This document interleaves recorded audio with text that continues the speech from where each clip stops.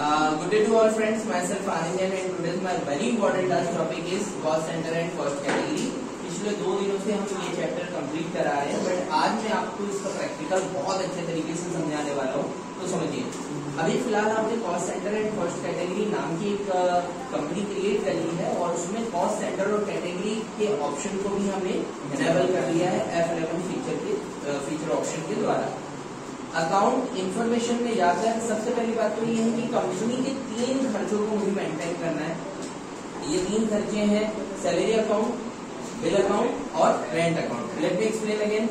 Salary, bill और rent. फिर से let me explain again. Salary, bill और रेंट. ये मुझे 3 अकाउंट को मैनेज करने हैं. तो यार जब भी हम अकाउंट की बात करते हैं तो लेजर जरूर आती है. सबसे पहले आप क्या कर लो, सबसे पहले बहुत इजीली आप ये लेजर को बना लो. एक लेजर आप तैयार कर लीजिए. यहाँ पर याद रखिए, लेजर आपको बनानी है सैलरी अकाउंट नाम की ए, ठीक है. उसे रखना है इनडायरेक्ट एक्सपेंस में. इनडायरेक्ट एक्सपेंस में आप रखेंगे. Are you sure about the topic? जिसमें रखना है आपको सैलरी अकाउंट को इनडायरेक्ट एक्सपेंस में रखना है. और यहाँ पर आपको जो याद रखना है वो क्या याद रखना है कि आपको यहाँ कॉस्ट सेंटर आर एप्लीकेबल को करना है. यस. तो यहाँ पर मैंने आपको बताया कि आप सैलरी अकाउंट नाम का एक लेजर बनाएंगे, कॉस्ट सेंटर आर एप्लीकेबल को उसमें यस कर लेंगे और उसी इनडायरेक्ट एक्सपेंस अंडर ग्रुप के अंदर रख देंगे.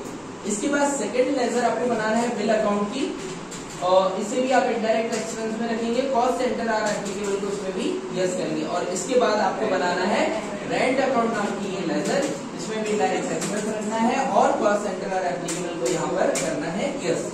क्या आप इतना वर्क पहले कर लेंगे? बड़ा आसान है. लेजर 3 बना लीजिए. आप 2 करना चाहें तो 2 कर लीजिए. जितना भी अच्छा मैनेजमेंट आप करना चाहते हो उसके नाम की एक लेजर अलग से बना लीजिए. Are you sure about the topic? Yes. अब इसकी बात करना क्या है, बाहर आपको निकलना है, वापस से गेटवे ऑफ टैली में जाकर या अकाउंट इंफॉर्मेशन पर जाकर अब आपको मेंटेन करना है कॉस्ट कैटेगरी. तो यहाँ पर दोस्तों कॉस्ट कैटेगरी को हम मेंटेन करते हैं.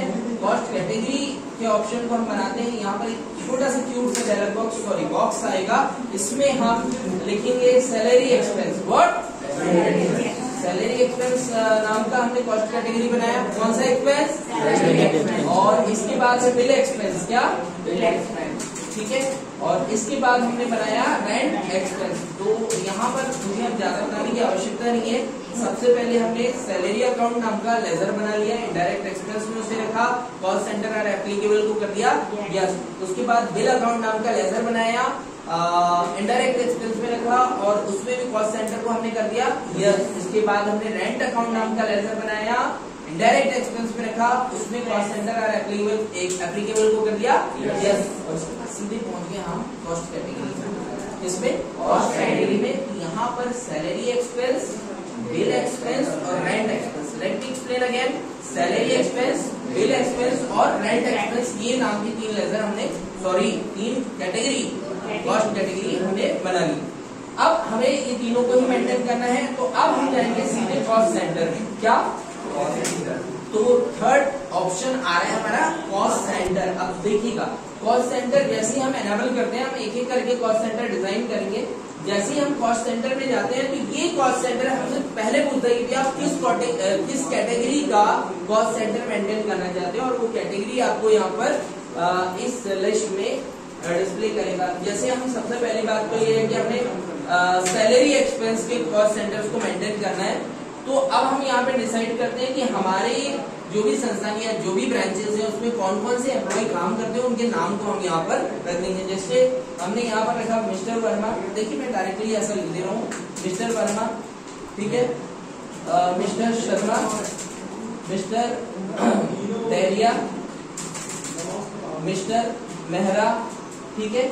इस तरीके से हमने क्या किया, सैलरी एक्सपेंस में उन सारे एम्प्लॉयज के नाम को यहाँ पे कॉस्ट सेंटर के रूप में शामिल कर दिया. याद रखना है ना. आपने सबसे पहले क्या किया था, लेजर बनाया था. कितनी लेजर बनी थी? 3 बनी थी.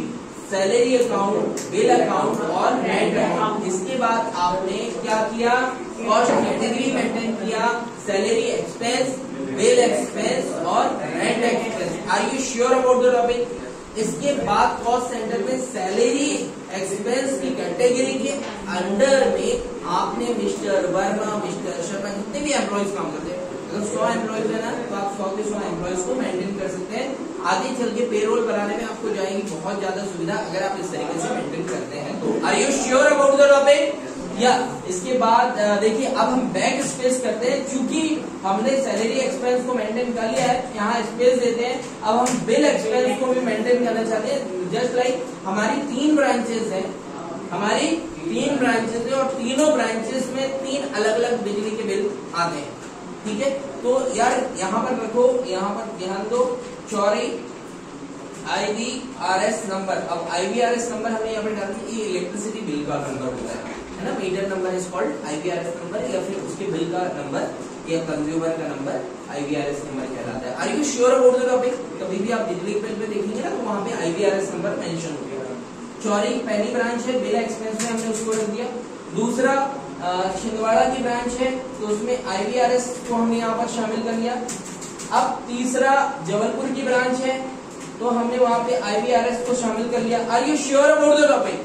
समझ में आया या नहीं? ये बिल एक्सपेंस के अंतर्गत हमने इसको शामिल कर लिया। तो यहाँ पर यार ये कैटेगरी भी हमारी कंप्लीट होगी।